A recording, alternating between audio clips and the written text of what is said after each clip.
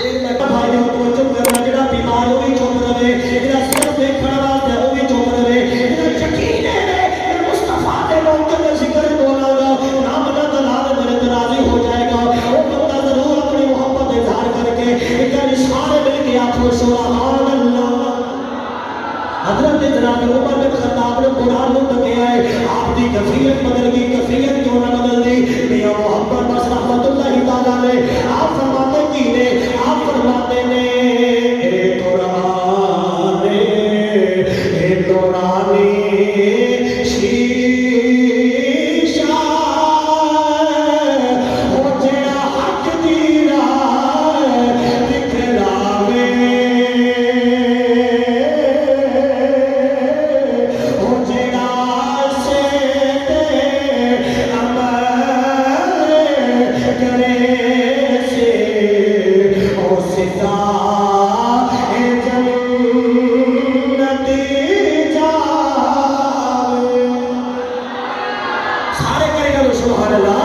حضرت جناب عمر بن خطاب نے جو قرآن کا دیدار کیتا ہے نا، آپ کی دل کی کیفیت بدل گئی مسلمان بھائیو۔ عمر بن خطاب نے اپنی ہمشیرہ کو آخیا اے فاطمہ ابو سعید جلدی کرو میرے اس مصطفیٰ کی بارگاہ لے جاؤ، اور میں ایک لمحہ بھی رکنا نہیں چاہتا، اس محمد کی بارگاہ میں لے کے جاؤ، مجھے میرا نبی دعا پہ منگتا ہے یا اللہ اسلام کی طاقت لو۔ حضرت عمر بن خطاب کے نال اضافہ فرما دے یا اللہ اسلام کی طاقت کے اندر عمر بن خطاب کے نال اضافہ فرما دے۔ لیکن جناب عمر بن خطاب نے اپنی ہمشیرہ کے نال کلام کیتا ہے، اپنی ہمشیرہ کو گل کیتی ہے، آپ نے فرمایا فاطمہ جلدی کرو نا امام الانبیاء کی بارگاہ میں لے جاؤ۔ اور جناب عمر بن خطاب کو لے کے اب جی وقار چار پر صحابی رسول میرے نبی کی بارگاہ میں چلتے جا رہے ہیں، انہیں حضرت امیر حمزہ نبی کریم کا غلام اب جی وقار میرے آقا کریم کا سچا چچا وہ دروازے تے محافظ بن کے کھڑا سیکیورٹی کی اب جی وقار ڈیوٹی پہ نبھاتے ہیں۔ جناب عمر بن خطاب چلتے جا رہے ہیں اور میرے آقا کریم کی بارگاہ کے اندر امیر حمزہ کہتے ہیں یا رسول اللہ عمر بن خطاب آ رہے آئے، انہیں ہاتھ میں چکر کی تلوار بھی ہے۔ امام الانبیاء نے فرمایا اے میرے حمزہ اگر چنگی نیت کے نال آیا ہے اسی اٹھ کے اس استقبال کریں گے، اگر بھڑی نیت لے کے آیا ہے اسی وہ کی تلوار دے نال جدا سار اتار دے گے۔ عمر بن خطاب میرے آقا دی بارگاہ جایا ہے، اے تم پھٹ رہے میرے مصطفیٰ نے حضور نے فرمایا عمر کے لوگ کدوں کلمہ پڑھنا ہی کی کرنا ہے؟ عرض کی سنیا میں تیرا دین بھی بندہ ہاں، تیری عظمت کو بھی سلام کرنا۔ مزہ نہیں ہے یار، ایک سارے کرو سبحان اللہ۔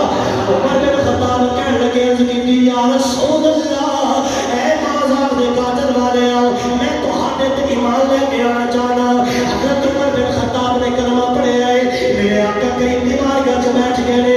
مختصر جناب عمر بن خطاب میرے آقا کریم کو غلامو آپ گھروں چلے سارا کافرہ دی میٹنگ وچ کہ میں مصطفیٰ دا حکم کر کے آواں گا، اللہ دے نبی دا قتل کر کے آواں گا، امام الانبیاء کو شہید کر کے آواں گا۔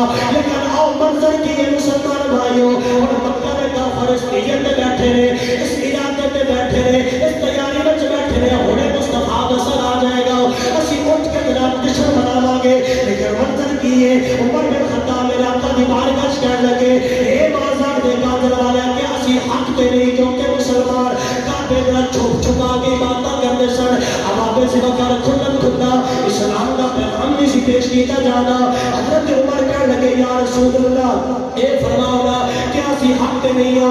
میرے آقا نے فرمایا عمر بن خطاب میں بھی حق تے ہاں، جڑا میں دین لے کے آیا وہ بھی حق والا ہے، جڑا میں قرآن لے کے آیا وہ بھی حق والا ہے، جڑا خدا بھی حق ہے، جڑا رب پروردگار والا ہونا شریک ہے۔ حضرت آقا جیسی سچے ہیں، اسی حق میں ہیں، اسی پھر چھپ چھپ کے کلمے کیوں پڑھنے ہیں، اسی نمازاں چھپ چھپ کے کیوں پڑھنے ہیں، اسی عبادتاں چھپ چھپ کے کیوں کرتے ہیں؟